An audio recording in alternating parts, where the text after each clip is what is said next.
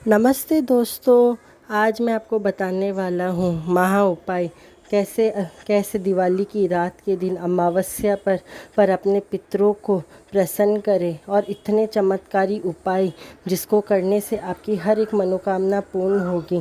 पितृ स्तोत्रम करने से क्या फ़ायदा होता है, कैसे आप अपने पितरों को प्रसन्न कर सकते हैं। तो अमावस्या की रात, जो दिवाली की अमावस्या की रात होती है, ये सबसे चमत्कारी उपाय करने की रात होती है। इस दिन यदि आप पितृपक्ष में कुछ भी उपाय ना कर पाए हो तो आप इस रात्रि को भी कर सकते हो। और साथ में ही यदि आपको बहुत ज़्यादा परेशानी होके रखी हो अपनी पितरों को प्रसन्न करने के लिए अमावस्या के ही दिन ये उपाय किया जाता है।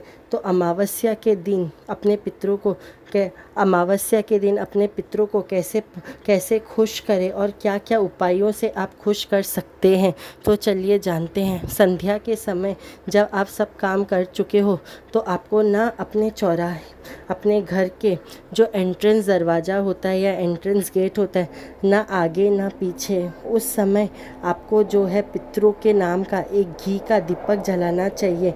लाल बत्ती में भी आप जला सकते हो, नहीं तो चौमुखी दीपक भी जला सकते हो। इस दिन पितर जो है आसमानी स्वरूप में आते हैं, हमें दिखाई नहीं देते, परंतु वो पितर आकर देखते हैं घर में साफ सुथरा है क्या नहीं, क्या क्या लक्षणें हैं जिनसे पितर जी खुश हो जाते हैं। आपका घर पूरा स्वस्थ होना चाहिए, साफ़ सुथरा होना चाहिए, घर की दहलीज पूरी साफ़ सुथरी रहनी चाहिए। साथ में ही पितर जब आते हैं उस समय वो देखते हैं उनके नाम का भोग निकाला गया है क्या नहीं। साथ में ही पितृदेव के नाम का आपको एक दीपक भी जलाना चाहिए।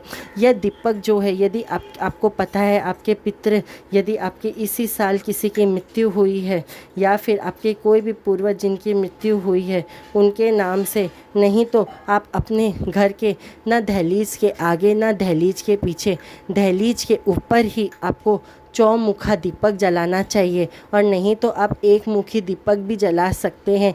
घी की बत्ती दे के आपको जलानी चाहिए। ये जो दिवाली की रात को जो दीपक होती है वह लाल बत्ती में ही आपको जलानी है। और नीचे थोड़े से गेहूँ डाल दे, उसके ऊपर दिया जलाकर आपको पितृ स्तोत्रम का 11 नहीं तो 21 पाठ, यदि आप 11 भी ना कर सके, संस्कृत भी ना पढ़ सके, तो अपने फ़ोन के हिसाब से या आप ज़्यादा स्पीकर में लगाकर आप इसका स्तोत्रम का पाठ सुन भी सकते हैं। यदि हो सके तो आप खुद भी पाठ करें, 1 3 5 7 9, और यदि हो सके तो 11 21 पाठ किया जाता है। और इस दीपक को जलाकर पितरों को प्रार्थना करें कि आपकी हर एक मनोकामना पूर्ण करे और आप पर कृपा बरसाए। ऐसा करने से पितृदेव बहुत खुश होते हैं। चलिए आज जानते हैं दिवाली की रात को इस पितृ स्तोत्रम करने से आपको कितने फ़ायदे मिलते हैं। एक नहीं, हज़ार नहीं, लाखों गुना फ़ायदा है। यदि आपके परिवार के कोई भी पूर्वज इधर उधर भटक रहे हो तो उनकी कृपा सबसे पहले आपको मिलती है। उसके अलावा इस स्तोत्रम के फ़ायदे इतने हैं कि आप जान भी नहीं सकते। जिस परिवार में पितृ स्तोत्रम का पाठ किया जाता है इस दिन, उस परिवार में सारे कार्य सफल होने लगते हैं, कोई भी अड़चन नहीं आती है। साथ में माता महालक्ष्मी भी इस दिन खुश होती है।